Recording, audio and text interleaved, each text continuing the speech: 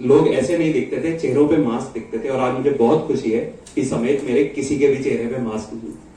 तो उसका एक शेर है, मैंने ये बात क्यों बोली वो आपको समझ आ जाएगा जब मैं शेर सुनाऊंगा। तो थोड़ी मोहब्बत भरी गजल है। दूर दूर क्यों है इतना, नजदीक आइए जरा। दूर दूर क्यों है इतना, नजदीक आइए जरा। रुखसारों पर सुर्खी का राज बतलाइए जरा। रुखसारों पर सुर्खी का राज बतलाइए जरा। मास्क पहने हुए रूबरू जब वो, तो दिल ने कहा। मास्क पहने हुए रूबरू जब वो, तो दिल ने कहा इस कमबख्त को तो हटाइए जरा। मेरे सदा देने पर लब तो काट लिए आपने। मेरे सदा देने पर लब तो काट लिए आपने। खुदाया एक दफा पलटकर मुस्कुराइए जरा। खुदाया एक दफा पलटकर मुस्कुराइए जरा। पास बैठे खामोश धड़कने गिन रहे हो मेरी। पास बैठे खामोश धड़कने गिन रहे हो मेरी। हौले से मुझे छू इनकी रफ्तार बढ़ाइए जरा। हौले से मुझे छू इनकी रफ्तार बढ़ाइए जरा। गजल जो बांधी थी रात जुल्फों में आपकी। गजल जो बांधी थी रात जुल्फों में आपकी। उसे खोल उसे थोड़ी देर यूं ही गुनगुनाइए जरा। खोल उसे थोड़ी देर यूं ही गुनगुनाइए जरा। और नॉर्मली क्या होता है, शेरो शायरी लिखी जाती है किसी को दिमाग में रख के। अब वो जब आसपास ही हो तो एक शेर डायरेक्ट उन्हीं के नाम। पहचान खुद को गजल में मेरी। पहचान खुद को गजल में मेरी। वो आए कहने जान लेंगे लोग बस कीजिए रुक जाइए जरा। जान लेंगे लोग बस कीजिए रुक जाइए जरा।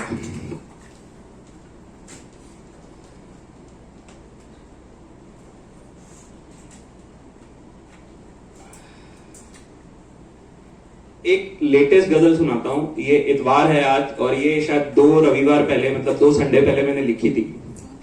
इसका जो उन्वान है उसका है गजल का कारोबार। मसरूफियतों को इतवार किया जाए। मसरूफियतों को, बिजीनेस, हम सब जिंदगी में बहुत बिजी हैं, तो मसरूफियतों को इतवार किया जाए। थोड़ा गजल का कारोबार किया जाए। मसरूफियतों को इतवार किया जाए। थोड़ा गजल का कारोबार किया जाए। दिलो जान दोनों पेशे खिदमत हैं। दिलो जान दोनों पेशे खिदमत हैं। बताइए और क्या सरकार किया जाए। बताइए और क्या सरकार किया जाए। लज्जत का सबब बन के रह जाए। बड़े बूढ़े कहते हैं ना कि अपनी परेशानियां लोगों को नहीं बताते, तो एक शेर उनके नाम। लज्जत का सबब बनकर रह जाएगा। लज्जत का सबब बनकर रह जाएगा। हाल को अपने ना अखबार किया जाए। हाल को अपने ना अखबार किया जाए। तकसीम होती आई है जीस नसीबों में। तकसीम होती आई है जीस नसीबों में। कज़ा को के शय हिस्सेदार किया जाए। कज़ा को के शय हिस्सेदार किया जाए। क्या बात। अब एक और, क्योंकि यहाँ पर बहुत सारे यंग लोग हैं, सो एक और मोहब्बत के नाम एक गजल। इसका उन्वान है एक शहर है मोहब्बत। तो मोहब्बत ये है, मोहब्बत वो है। तो मैंने अपने अंदाज में लिखने की कोशिश की है कि मोहब्बत क्या है। नादा है जो कहते हैं कहर है मोहब्बत।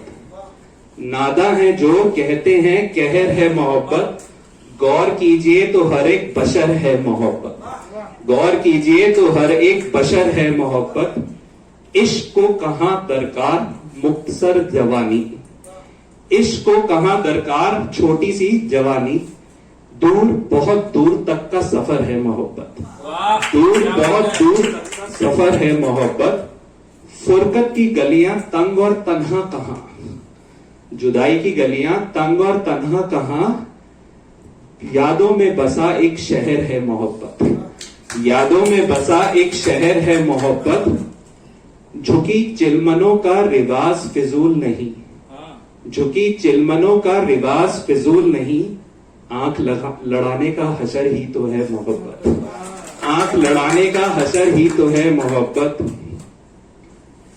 बेशक दुआ में मांग ले उसको उससे ही, बेशक दुआ में मांग ले उससे उसको ही, कहते हैं रखती बड़ा असर है मोहब्बत।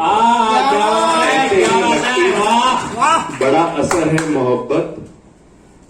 अब वो क्या है कि आज रिजुल नहीं है, एक शेर ये मैंने उसको खास रख के लिखा, मैंने सोचा था कि जब वो होगा तो मैं उसके लिए सुनाऊंगा। उसकी शादी हुई है तो क्या होता है, नई नई शादी में तो बड़ी सारी चीजें बोली जाती हैं, गर्लफ्रेंड से बड़ी सारी चीजें बोली जाती है, पुरानी हो जाती है ना तो फिर वो सब चीजें बोली नहीं जाती। तो एक शेर खाली इस एहसास के नाम है, अब रवायतें वो तकल्लुफ कहां दरमिया, अब रवायतें वो तकल्लुफ कहां दरमिया, कहे ना कहे हम आपसे है मोहब्बत, कहे ना कहे हम आपसे है मोहब्बत। और अगर आपकी इजाजत हो एक गजल और, इसका उन्वान है सुरताल नहीं मिलते, ताउम्र चंद सवालों के जवाब नहीं मिलते, ताउम्र चंद सवालों के जवाब नहीं मिलते, हमरा तो बहुत मिलते हैं हम नवा नहीं मिलते, क्या बात है। हमरा तो बहुत मिलते हैं हम नवा नहीं मिलते, अरसे से सोच रहा हूं मिलूं आपसे, अरसे से सोच रहा हूं मिलूं आपसे, अरसे से सोच रहा हूं मिलूं आपसे, वक्त नहीं मिलता कभी आप नहीं मिलते, वक्त नहीं मिलता कभी आप नहीं मिलते। वो ब्रेकअप हो जाता है ना तो उसके ऊपर भी एक शेर है, ख्यालों से कभी गया ही नहीं वो मेरे तौरे मुकम्मल, ख्यालों से कभी गया ही नहीं वो मेरे कभी तौरे मुकम्मल, जो जुदा हुआ कह के ख्याल नहीं मिलते, जुदा हुआ कह के ख्याल नहीं मिलते। और पॉलिटिक्स पे अगर एक शेर ना हो तो फिर बात अधूरी रह जाती है। तो देश के हालात पे एक शेर, बड़े छटे हुए हुक्मरां बनते हैं वो, बड़े छटे हुए हुक्मरां बनते हैं जो, अमूमन जिन्हें अपनी गलती के निशान नहीं मिलते, अमूमन जिन्हें अपनी गलती के निशान नहीं मिलते। इंसानों के दरमियान रंजिशें यूं बढ़ती गई, इंसानों के दरमियान रंजिशें यूं बढ़ती गई कि मजहब जात और रस्मो रिवाज, कि मजहब जात और रस्मो रिवाज नहीं मिलते। और वो क्या होता है कि मैंने तो उससे प्यार किया और उसने नहीं किया, वो छोड़ के चला गया, वो छोड़ के चली गई। तो एक इस एहसास के नाम पे एक शेर, वफा का सिला बेवफाई रहा है सदियों से, वफा का सिला बेवफाई रहा है सदियों से, इश्क में अक्सर दो तरफा हिसाब नहीं मिलते, इश्क में अक्सर दो तरफा हिसाब नहीं मिलते। और क्या करोगे जानकर शफाफ गलती किसकी थी, क्या करोगे जानकर शफाफ गलती किसकी थी, इतना समझ लो बस सुरताल नहीं मिलता, इतना समझ लो बस सुरताल नहीं मिलता। एक नज्म जो मैं बहुत टाइम से सुनाना चाहता हूं, मैंने किसी मंच पे सुनाई नहीं है, थोड़ी सीरियस है। और ये नज्म तब लिखी थी जब अक्सर क्या होता है कि इंसान अपने जिंदगी में कभी ना कभी बहुत लो फील करता है, जब उसे लगता है कि कोई रिश्तेदार अपना नहीं है, भगवान से भी लड़ता है। आई एम श्योर सभी की, कईयों की जिंदगी में वो टाइम आया होगा जब भगवान से लोग लड़ते हैं और कि मेरे साथ ऐसा क्यों हुआ, या तो कुछ वैसा है। और महाभारत सबने पढ़ी है, सुनी है, मतलब आइडिया तो है ही। सो अभिमन्यु के उसके जो जंग है ना, उसके आखिरी समय पे ये नज्म है, और फिर इसे कैसे जोड़ा गया है जिंदगी के साथ वो आप गौर फरमाइएगा, और अगर अच्छा लगे तो दाद दीजिएगा।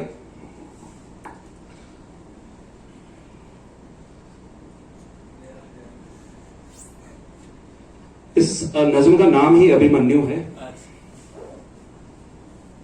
शफक फलक उस रोज लहू लुहान रोज की तमसील बयान कर, मतलब लाल आसमां उस खूनी मंजर की कहानी बता रहा था जो बस पक कर गिरने वाला था। और गिरते गिरते वो सोच रहा था, लगता है यही आखिरी घड़ी है। रण की गर्द में लिपटा, खुद के लहू में लथपथ, हौसले की लाश उठाए, सांसें थी जो थौकनी के मानिंद हाँफती हुई किसी कटे दरख्त जैसे जिस्म से निकलने की होड़ लगाई हुई थी।